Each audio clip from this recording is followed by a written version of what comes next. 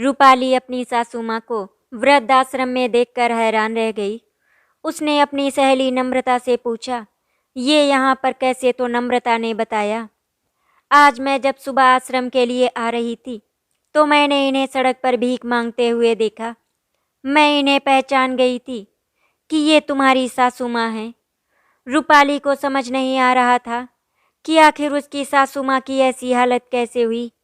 यही सब सोचते सोचते रूपाली अतीत के गलियारों में खो गई। रूपाली एक इंजीनियर है, इसीलिए उसके भैया भाभी उससे बहुत जलते हैं। वो दोनों रूपाली की शादी नहीं करना चाहते थे क्योंकि रूपाली के भैया भाभी उसकी कमाई पर ऐश कर रहे थे। किसी न किसी बहाने से वो रूपाली से पैसे ले लिया करते थे। रूपाली की भाभी उसे अपना एटीएम समझती थी। ये बात रूपाली और उसकी मम्मी बहुत अच्छी तरह से समझ गए थे। रूपाली के मम्मी पापा ने चिराग से उसकी शादी कर दी। रूपाली अपनी ससुराल गई।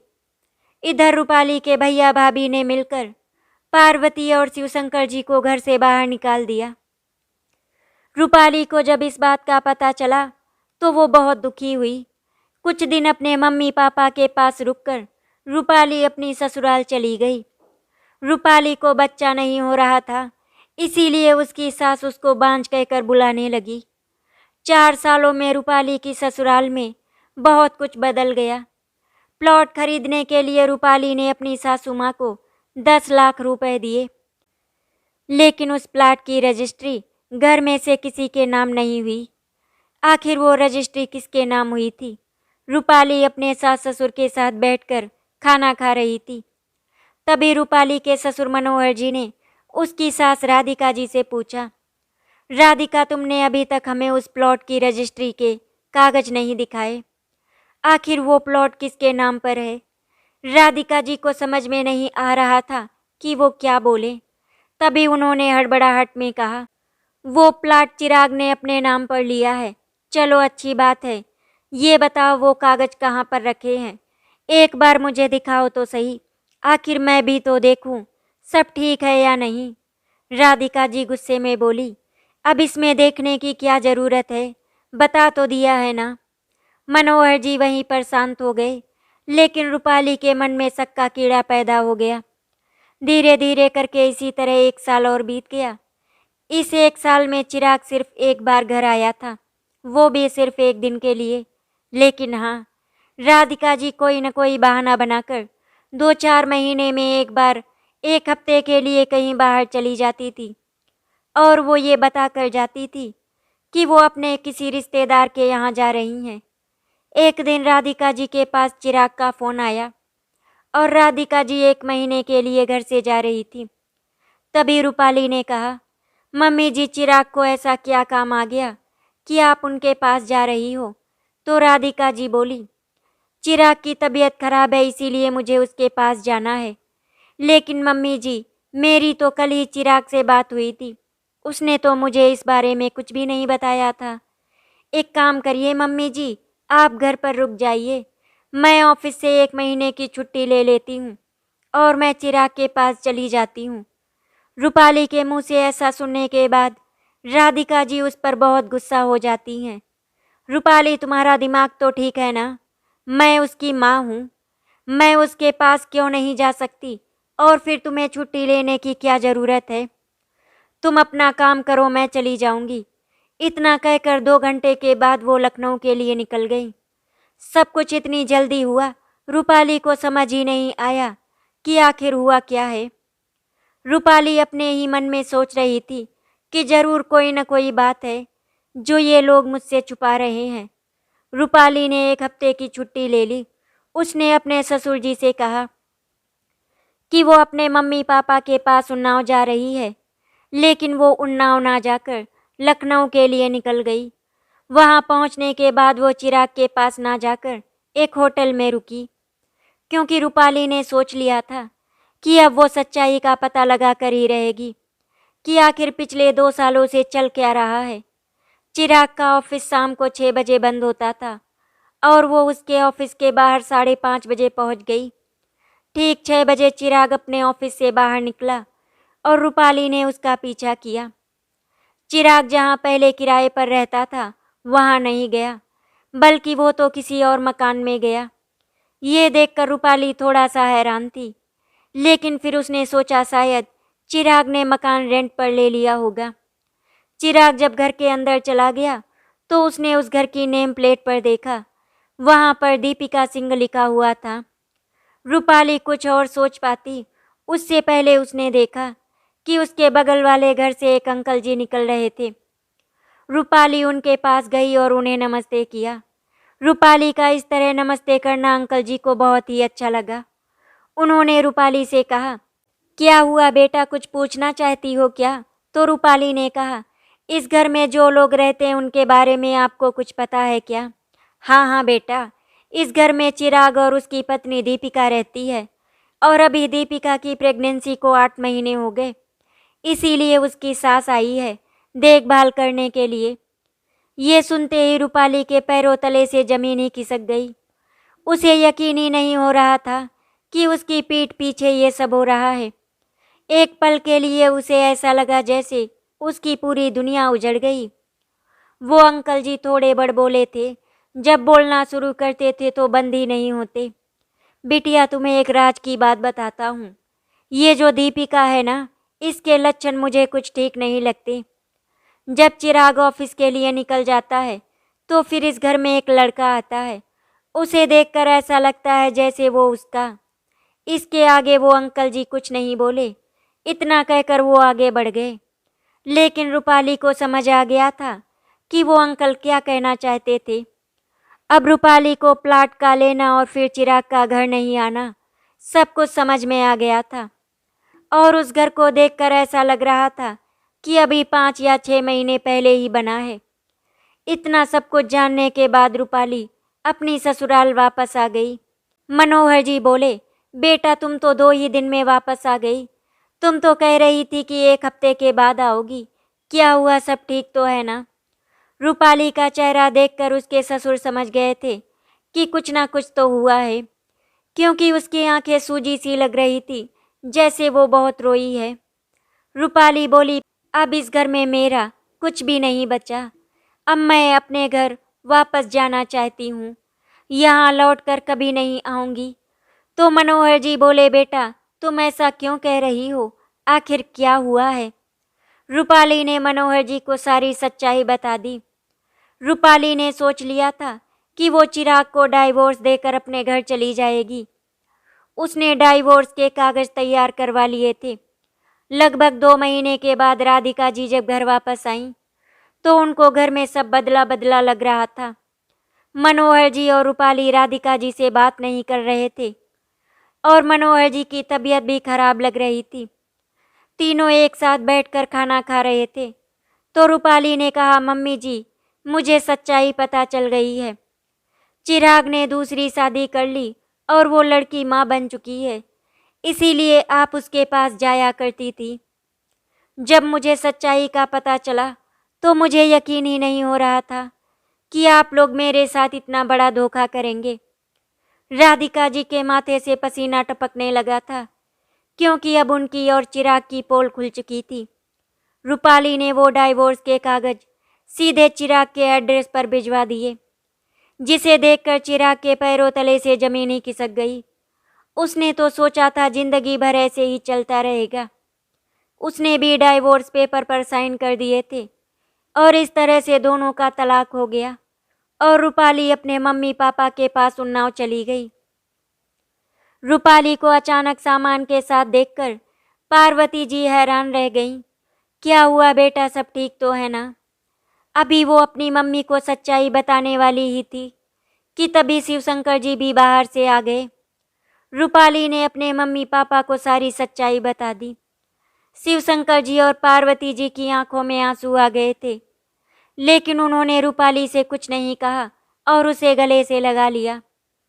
बेटी का तलाक हो जाने की वजह से शिवशंकर जी और पार्वती जी उदास रहने लगे थे। धीरे धीरे करके 6 महीने गुजर गए। एक दिन रूपाली ने अपनी मम्मी से कहा, मम्मी मैंने सोच लिया है कि मैं अपनी आधी पेमेंट वृद्धाश्रम में दान कर दिया करूंगी। लेकिन रूपाली बेटा, तुम्हारे दिमाग में अचानक से ये कैसे आया? मम्मी, आज मैं कानपुर गई थी, वहाँ मुझे नम्रता मिली थी। वो एक वृद्धाश्रम में काम करती है। वहाँ पर 10 से 12 बुजुर्ग रहते हैं, लेकिन पैसों की कमी की वजह से उन्हें बहुत दिक्कतें होती हैं। और हाँ मम्मी, अब मेरी सैलरी 1,25,000 हो गई है। ये सुनकर पार्वती जी को बहुत अच्छा लगा। पार्वती और शिवशंकर जी दोनों ने रूपाली को सैलरी बढ़ने की बधाई दी। अब रूपाली के साथ साथ रविवार को उसके माता पिता भी उसके साथ इस वृद्धाश्रम में जाया करते थे। एक दिन उस वृद्धाश्रम में एक लड़का आया तो नम्रता ने बताया कि ये उसी का वृद्धाश्रम है। उसने जैसे ही रूपाली को देखा, वो देखता ही रह गया। शायद रूपाली उसे बहुत ज़्यादा पसंद आ गई थी। उसका नाम अर्जुन था, वो एक प्रोफेसर है।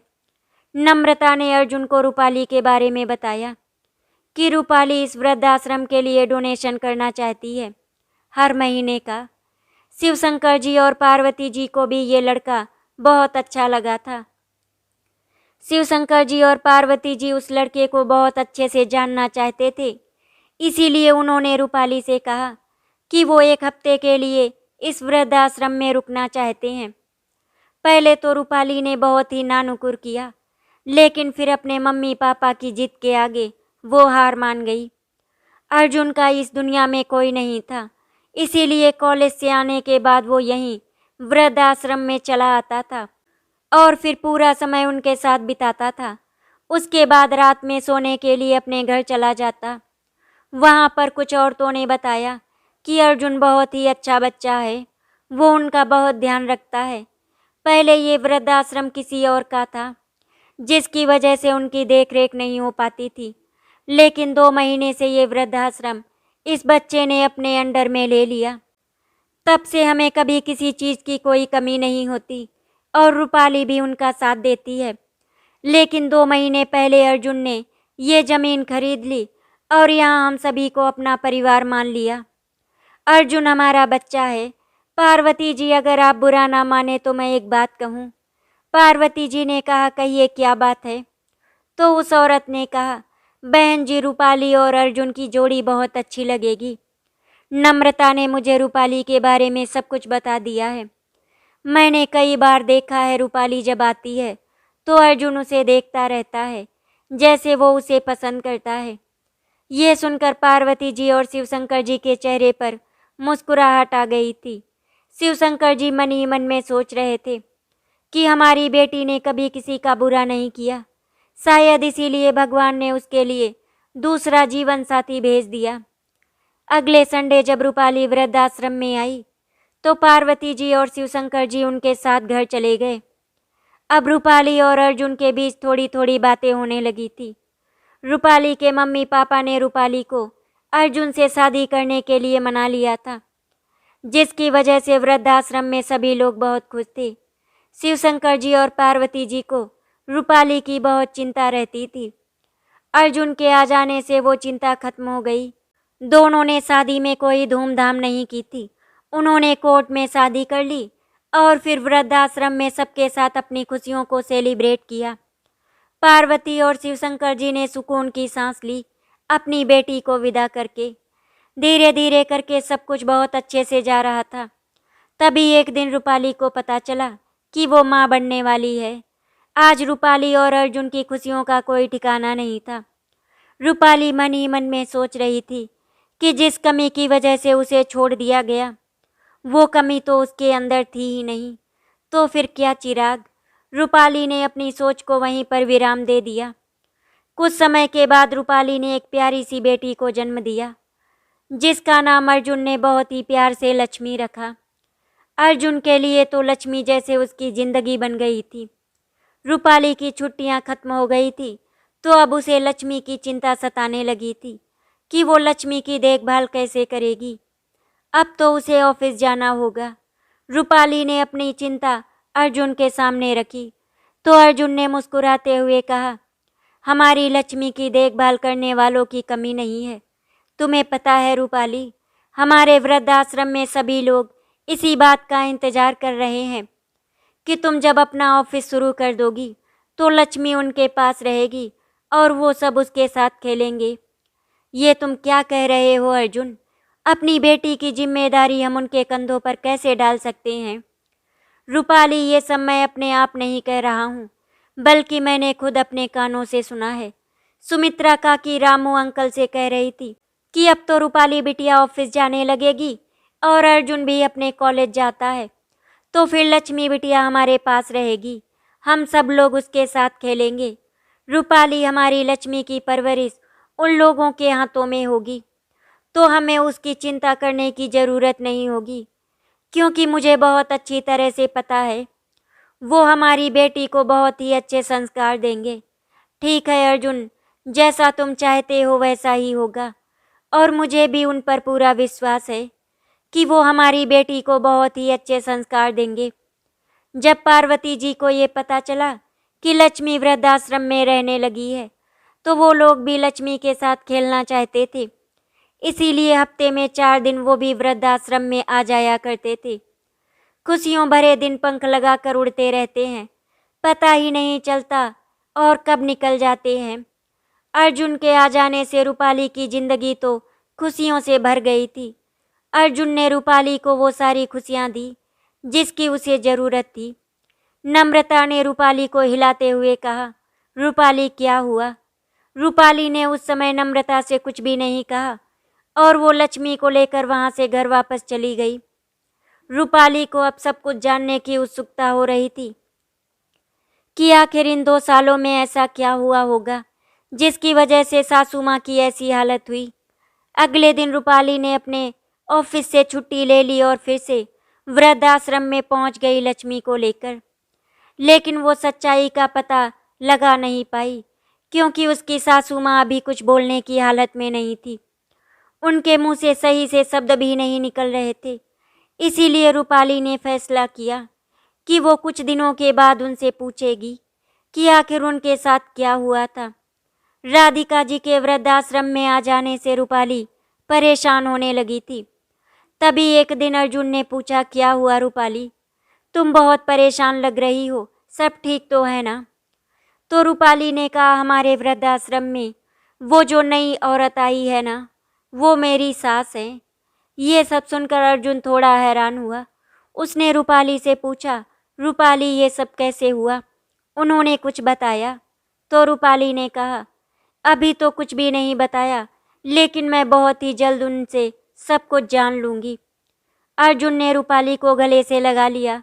रूपाली परेशान मत हो, सब ठीक हो जाएगा। अगले रविवार को रूपाली अर्जुन और लक्ष्मी के साथ वृद्धाश्रम में पहुंच गई। आज राधिका जी पहले से थोड़ी सही लग रही थी। आज उन्होंने रूपाली को पहचान लिया और उसके पैरों में गिरकर माफ़ी मांगने लगी। रूपाली, मुझे माफ़ कर दो, हमने तुम्हारे साथ बहुत गलत किया, जिसकी सज़ा मुझे मिल गई। राधिका जी फूट फूट कर रोने लगी। रूपाली ने उनको उठाया और उन्हें गले से लगा लिया। रूपाली ने राधिका जी को आराम से कुर्सी पर बिठाया और उन्हें पानी पिलाया। अभी उनके बारे में वहाँ के लोगों को कुछ भी नहीं पता था, इसीलिए ये सब देखकर सभी लोग बहुत हैरान थे। रूपाली ने पूछा, राधिका जी बताइए आपके साथ क्या हुआ? राधिका जी ने जब रूपाली के मुंह से अपने लिए मम्मी जी ना सुनकर राधिका जी सुना, तो उन्हें बहुत दुख हुआ। उन्होंने रूपाली से कहा, रूपाली तुम मुझे मम्मी कहकर बुला सकती हो। तो रूपाली ने कहा, नहीं राधिका जी, वो अधिकार तो आपने कब का खो दिया। अब आप मेरे लिए सिर्फ एक साधारण महिला हैं, इसीलिए मैं आपको मम्मी जी कहकर नहीं बुला सकती। और हाँ, आपके साथ क्या हुआ अगर आप चाहे तो बता सकती हैं, नहीं तो कोई बात नहीं। राधिका जी ने बताना शुरू किया। रूपाली, जब तुम उस घर को छोड़कर चली गई तो तुम्हारे पापा जी की तबीयत खराब रहने लगी थी। तुम तो जानती हो ना कि तुम्हारे पापा जी तुमसे कितना प्यार करते थे। तुम्हारे घर चले जाने की वजह से उन्हें बहुत ही गहरा सदमा लगा था। वो बात बात पर मुझ पर गुस्सा करने लगे थे। उनका मानना था कि ये सब कुछ मेरी वजह से हुआ है। यहाँ तक कि एक दिन गुस्से में उन्होंने मुझ पर हाथ उठा दिया था और मैंने उनका हाथ पकड़कर झटक दिया था। हाथ झटकने की वजह से अचानक उनके सीने में बहुत तेज का दर्द होने लगा था। फिर कुछ समय के बाद अपने आप शांत हो गया। लेकिन एक दिन अचानक फिर से उनके सीने में दर्द होने लगा। जब मैं उन्हें डॉक्टर के पास लेकर गई तो पता चला कि उन्हें हार्ट अटैक आया था और वो इस दुनिया को छोड़कर जा चुके थे। मुझे तो यकीन ही नहीं हो रहा था कि वो हमें छोड़कर जा चुके हैं। मैंने ये बात बताने के लिए चिराग को फ़ोन किया तो वो फ़ोन चिराग ने नहीं उठाया बल्कि उसकी पत्नी दीपिका ने उठाया। तो मैंने उसे बताया कि तुम्हारे पापा जी को हार्ट अटैक आया था। आगे मैं उससे कुछ भी बोलती उससे पहले ही उसने फ़ोन काट दिया। उसने मेरी पूरी बात भी नहीं सुनी। मुझे तो यकीन ही नहीं हो रहा था कि दीपिका ऐसा कर सकती है। मैंने सोचा शायद नेटवर्क की वजह से ऐसा हुआ होगा, इसीलिए मैंने दोबारा चिराग को फ़ोन लगाया, लेकिन फिर भी दीपिका ने ही फ़ोन उठाया। उसने दोबारा मेरी बात नहीं सुनी और फ़ोन काट दिया। मुझे समझ में नहीं आ रहा था कि मैं क्या करूं। तुम्हारे पापा की डेड बॉडी हॉस्पिटल में रखी थी। 1 बजे के अराउंड फिर मैंने चिराग को फ़ोन किया। तब तक चिराग ऑफिस में पहुंच गया था। इस बार उसने फ़ोन उठा लिया और मैंने उसे बताया कि उसके पापा इस दुनिया को छोड़कर जा चुके हैं। उसने कहा, मम्मी मैं अभी हॉस्पिटल के लिए निकलता हूँ। मैं वहीं हॉस्पिटल में बैठी रोती रही और लगभग 2 घंटे के बाद चिराग हॉस्पिटल आ गया। वहाँ से तुम्हारे पापा जी की डेड बॉडी लेकर हम लोग घर आ गए।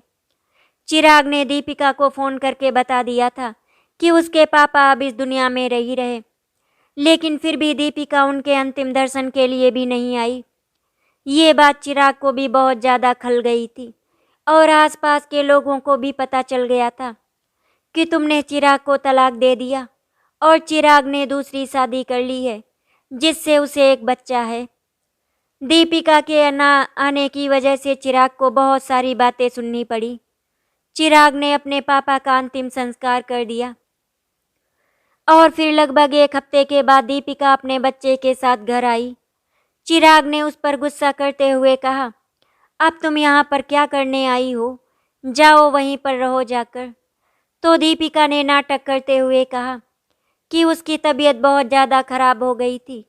अपनी तबीयत का बताकर वो उसे परेशान नहीं करना चाहती थी।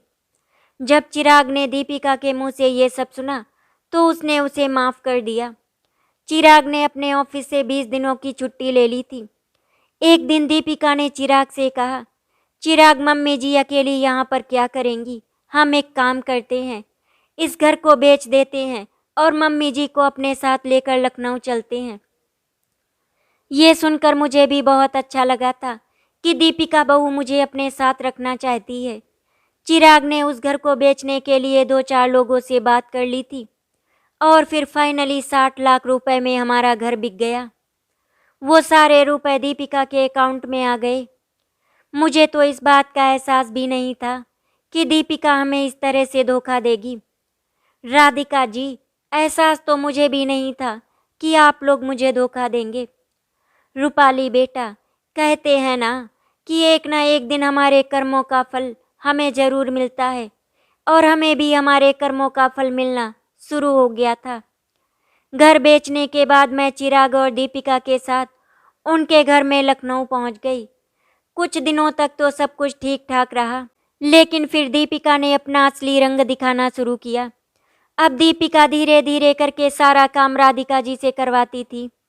यहाँ तक कि दीपिका अपने बेटे राहुल की देखभाल भी नहीं करती थी। कभी कभी तो ऐसा होता था कि राधिका जी काम करते करते बहुत थक जाया करती थी। थकान की वजह से वो कुछ खा भी नहीं पाती थी। धीरे धीरे करके 3 महीने गुजर गए थे। इन 3 महीने में कई बार ऐसा हुआ था कि चिराग के चले जाने के बाद कोई लड़का आता था, जिससे दीपिका बहुत हंस हंस कर बातें किया करती थी। मैंने कई बार उससे पूछा कि वो लड़का कौन है, लेकिन दीपिका ने उसके बारे में मुझे कुछ भी नहीं बताया। एक दिन मैं घर के बाहर निकली तो मैंने देखा आसपास के लोग दीपिका और उस लड़के के बारे में गलत बातें कर रहे थे। तो मैंने घर जाकर दीपिका बहू से पूछा, दीपिका बहू, वो लड़का इस घर में आता है, क्या ये बात चिराग जानता है? मम्मी जी, आपको ज़्यादा दिमाग चलाने की ज़रूरत नहीं है। अपने काम से काम रखा करो, वही आपके लिए अच्छा होगा। अगर आपने ज़्यादा ज़बान चलाने की कोशिश की तो इस घर से धक्के मारकर बाहर निकाल दूंगी। ये घर मेरे नाम पर है। अब मैं इसके आगे कुछ भी बोल नहीं पाई थी।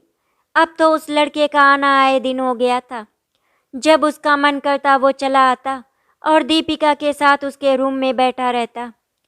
कई बार तो जब वो आता था तो दीपिका राहुल को मेरे पास छोड़ देती और उसके साथ अपने रूम में चली जाती और दरवाज़ा भी बंद कर लेती। ये देखकर तो मेरी जान ही निकल जाती थी कि किस तरह से दीपिका मेरे बेटे को धोखा दे रही है। लेकिन मैं चाह कर भी कुछ नहीं कर पा रही थी, क्योंकि दीपिका ने मुझे डरा धमका के रखा था कि अगर मैंने चिराग को कुछ भी बताया तो वो राहुल को जान से मार देगी, और मैं हमारे वंश को खोना नहीं चाहती थी। इसीलिए मैं ये सब होते हुए चुपचाप देख रही थी। मैं अंदर ही अंदर घुटती रहती थी। एक दिन जब वो लड़का आया तो दीपिका ने मुझसे कहा, मम्मी जी ज़रा हमारे लिए चाय बना दीजिए। और फिर मैं उन दोनों के लिए किचन में चाय बनाने चली गई। चाय बनाने के बाद जब मैं दीपिका बहू के रूम में चाय लेकर जा रही थी और मैं जैसे ही गेट के पास पहुंची तो मैंने सुना दीपिका उस लड़के से कह रही थी, चिराग को इस बात का कभी पता नहीं चलेगा कि राहुल उसका नहीं बल्कि हम दोनों का बेटा है। ये सुनकर तो मेरे पैरों तले से ज़मीन ही खिसक गई थी। मुझे तो विश्वास ही नहीं हो रहा था जो मेरे कानों ने सुना था। इतना ही नहीं, रूपाली उन दोनों ने मेरे चिराग को मारने की प्लानिंग भी कर ली थी, क्योंकि सारी प्रॉपर्टी, सारे रुपए, सब कुछ तो दीपिका के पास ही था। हमारे पास तो कुछ भी नहीं था चिराग की नौकरी के अलावा। मैंने दरवाज़ा नॉक किया और फिर उन दोनों को चाय देकर बाहर आ गई। अब मैंने सोच लिया था कि मैं अपने चिराग को कुछ नहीं होने दूंगी। इसीलिए जब शाम को चिराग घर वापस आया तो मैंने उसे सारी सच्चाई बता दी और मैंने उसे ये भी बता दिया कि राहुल हमारा बच्चा नहीं है, वो तो उन दोनों का है। ये सुनते ही राहुल फूट फूट कर रोने लगा।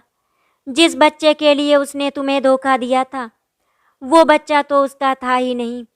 मैंने चिराग को ये भी बताया कि वो दोनों उसे मारने की प्लानिंग कर रहे हैं। तो चिराग ने कहा, मम्मी अब मेरे अंदर कुछ बचा ही नहीं, मैं तो मर ही गया। मैंने रूपाली को धोखा दिया और आज मुझे भी बदले में धोखा मिल गया। रूपाली बेटा, मेरा चिराग पूरी तरह से टूट गया था। उसको देखकर ऐसा लग रहा था जैसे वो पागल हो गया है। उसने ऑफिस जाना छोड़ दिया था, कुछ भी खाता पीता भी नहीं था। यहाँ तक कि जब राहुल उसके पास आता तो वो राहुल को डांट कर भगा देता और वो घर पर पागलों की तरह एक कोने में पड़ा रहता। दीपिका को सब कुछ पता चल गया था कि हमें उसकी सच्चाई पता चल चुकी है, इसीलिए वो हमारे साथ बहुत ही बुरा बर्ताव करती थी। इन्हीं सब के चलते एक दिन चिराग ने आत्महत्या कर ली। उसने अपने कमरे के पंखे से ही लटक कर फांसी लगा ली। दोनों मुझे छोड़कर अकेला चले गए, लेकिन मैं पता नहीं क्यों जिंदा थी। मुझे समझ में नहीं आ रहा था। चिराग के मरने के बाद दीपिका ने उस लड़के से शादी कर ली और वो दोनों एक साथ रहने लगे। राहुल मुझसे बहुत ज़्यादा अटैच हो गया था, इसीलिए मैं उस घर को छोड़ नहीं पा रही थी। और फिर मैं जाती भी तो कहाँ जाती। लगभग 3-4 महीने मैं इस घर में रही एक नौकर बनकर। दीपिका मुझे जो भी करने के लिए कहती मैं वो सारा काम करती और बदले में मुझे 2 वक्त की रोटी मिल जाती। कभी कभी तो वो भी नहीं मिलती। एक दिन मैंने सोचा जब मेरा बेटा ही नहीं रहा तो फिर इस घर से मुझे क्या ही लेना देना। मुझे भी अब वो घर छोड़ देना चाहिए। मेरे परिवार का इतना बुरा अंत होगा, मैंने तो कभी सोचा भी नहीं था। ना मैंने बच्चे के लिए वो सब किया होता और ना ही आज ये सब होता। कहीं ना कहीं मैंने अपने घर की बर्बादी अपने हाथों से लिखी थी, क्योंकि उस लड़की से चिराग की तो शादी मैंने ही करवाई थी। जब मैं उस घर से निकली थी तो मेरे पास कुछ भी नहीं था, इसीलिए मुझे जहाँ भी जो भी थोड़ा बहुत मिल जाता मैं खा लिया करती थी। एक दिन मैंने तुम्हारी उम्र की एक लड़की होगी, उससे कानपुर तक का किराया मांगा। वो लड़की बहुत अच्छी थी, उसने मुझे किराया देकर बस में बिठा दिया और फिर मैं इस तरह से कानपुर आ गई। मैं कानपुर तो आ गई थी और अपने पुराने घर भी नहीं जा सकती थी, क्योंकि वो घर तो दीपिका ने पहले ही बेच दिया था। इसीलिए मैं रोड पर दर दर की ठोकरें खाती रहती थी। कोई गाली देता, कोई धक्का मारता, तो कोई खाने को कुछ दे देता। इसी तरह से दिन गुजर रहे थे। तभी मुझे फिर एक दिन नम्रता बिटिया मिली। मैं तो उसे जानती नहीं थी, लेकिन वो मुझे पहचान गई और अपने साथ इस वृद्धाश्रम में ले आई। मैं ये नहीं जानती थी कि ये वृद्धाश्रम तुम्हारा है, या फिर शायद मैं इस हालत में नहीं थी कि कुछ भी जान पाती। बस यही थी मेरी 2 साल की कहानी, जिसमें मैंने अपना सब कुछ गंवा दिया। राधिका जी की बातें सुनकर रूपाली की आंखों में आंसू आ गए थे। यहाँ तक कि वहाँ पर जितने लोग बैठे थे, सबकी आंखें नम हो गई थी। अर्जुन ने उठकर राधिका जी को गले से लगा लिया और उनसे कहा, आंटी जी, आप बिल्कुल भी परेशान मत होइए। यहाँ पर आपको कोई तकलीफ नहीं होगी, आप आराम से रहो। अभी यहाँ पर बातें हो ही रही थी कि तभी अंदर से सुमित्रा काकी लक्ष्मी को लेकर आई। रूपाली बिटिया, लगता है हमारी लक्ष्मी को भूख लगी है, जरा इसे दूध पिला देना। रूपाली ने सुमित्रा काकी से लक्ष्मी को ले लिया और अर्जुन से बोली, अर्जुन चलो हम घर चलते हैं, मुझे बहुत अजीब सा लग रहा है। रूपाली अर्जुन के साथ अपने घर वापस आ गई थी। तभी राधिका जी ने नम्रता से पूछा, लक्ष्मी रूपाली और अर्जुन की बेटी है क्या? तो नम्रता ने बताया, हाँ, रूपाली और अर्जुन की शादी हो चुकी है और लक्ष्मी उन्हीं की बेटी है। ये सुनकर राधिका जी अपने आप को कोस रही थी। काश उन्होंने थोड़ा सा सब्र और कर लिया होता, तो आज उनका हंसता खेलता परिवार बर्बाद नहीं होता। रूपाली अब जब भी वृद्धाश्रम में आती थी, तो वो राधिका जी को इग्नोर कर दिया करती थी, लेकिन अर्जुन उनका पूरा ध्यान रखता था। राधिका जी लक्ष्मी के साथ खेलना चाहती थी और रूपाली से बात करना चाहती थी, लेकिन शायद रूपाली अभी तक उन्हें माफ़ नहीं कर पाई थी। इसीलिए वो अपने आप को और अपनी बेटी को उनसे दूर ही रखती थी। धीरे धीरे करके 6 दिन गुजर गए थे, लेकिन रूपाली के मम्मी पापा वृद्धाश्रम में नहीं आए थे। इसीलिए रूपाली उनसे मिलने के लिए घर गई। जब रूपाली वहाँ पर पहुँची तो उसने देखा घर में ताला लगा हुआ था। तो वो पड़ोस वाली दादी से बात करने के लिए गई। उन्होंने रूपाली से माफ़ी मांगते हुए कहा, बिटिया मुझे माफ़ कर दो, मैं तुम्हें बताना ही भूल गई। तुम्हारे मम्मी पापा मेरे बच्चों के साथ कश्मीर घूमने के लिए गए हैं। ये प्लान बहुत ही अचानक से बना था और उन्होंने तुम्हें कई बार फ़ोन करने की कोशिश की, लेकिन ना ही तुम्हारा फ़ोन लगा और ना ही अर्जुन बेटे का। इसीलिए मैंने उनसे कहा था कि वो लोग निकल जाए, मैं तुम्हें बता दूंगी, लेकिन बिटिया मेरे दिमाग से ही निकल गया। दादी ने अपने बेटे का दूसरा नंबर दिया, जो इस समय कश्मीर में काम कर रहा था। उस पर फ़ोन करके रूपाली ने अपने मम्मी पापा से बात की। पार्वती जी ने रूपाली से कहा, बेटा तुम बिल्कुल भी चिंता मत करो, हम सब बिल्कुल ठीक हैं, कल शाम तक हम घर पहुंच जाएंगे। अपनी मम्मी से बात करके रूपाली निश्चिंत हो गई थी और वो अपने घर के लिए निकल गई। 2 दिनों के बाद पार्वती जी और शिवशंकर जी प्रसाद लेकर वृद्धाश्रम में पहुंच गए, लेकिन जब वहां पर उन्होंने राधिका जी को देखा तो हैरान रह गए। उन्हें तो यकीन ही नहीं हो रहा था कि राधिका जी इस वृद्धाश्रम में हैं। उन दोनों ने राधिका जी से कोई बात नहीं की। नम्रता ने पार्वती जी और शिवशंकर जी को राधिका जी की पूरी सच्चाई बता दी, जिसे सुनकर उनकी आंखों में आंसू आ गए थे। उन दोनों ने राधिका जी को ये सोचकर माफ़ कर दिया कि भगवान ने खुद ही इनको सज़ा दे दी है। राधिका जी अब वहाँ पर सबसे बातें करने लगी थी और थोड़ा सा खुश रहने लगी थी। एक दिन पार्वती जी ने रूपाली को समझाया, बेटा रूपाली, मैंने राधिका जी को कई बार देखा है, वो लक्ष्मी को देखती रहती हैं, शायद वो उसके साथ खेलना चाहती हैं, लेकिन तुमने मना कर रखा है, इसीलिए वो उसके साथ नहीं खेलती। बेटा उनके कर्मों की सज़ा भगवान ने उनको दे दी है, तो फिर हम लोग उनको सज़ा देने वाले कौन होते हैं? इसीलिए बिटिया अब उन्हें माफ़ कर दो। पार्वती जी के समझाने पर रूपाली ने राधिका जी को माफ़ कर दिया और उन्हें लक्ष्मी के साथ खेलने की परमिशन दे दी। राधिका जी लक्ष्मी के साथ इस तरह से खेलती थी कि जैसे वो उनकी पोती हो। वैसे लक्ष्मी सभी की बहुत ही लाडली थी। रूपाली ने तो कभी सोचा भी नहीं था कि उसकी बच्ची को इतना प्यार मिलेगा, और अर्जुन को तो इस बात की बहुत ही खुशी थी कि उसकी बच्ची को इतने लोग मिलकर बड़ा कर रहे हैं। रूपाली अर्जुन को जीवन साथी के रूप में पाकर बहुत ही खुश थी। और इस तरह से हमारी कहानी यहाँ पर समाप्त होती है। आशा करती हूँ आपको हमारी कहानी अच्छी लगी होगी। अगर आपको हमारी कहानी अच्छी लगी तो वीडियो को लाइक एंड शेयर करें, चैनल को सब्सक्राइब करें। वीडियो देखने के लिए आपका धन्यवाद।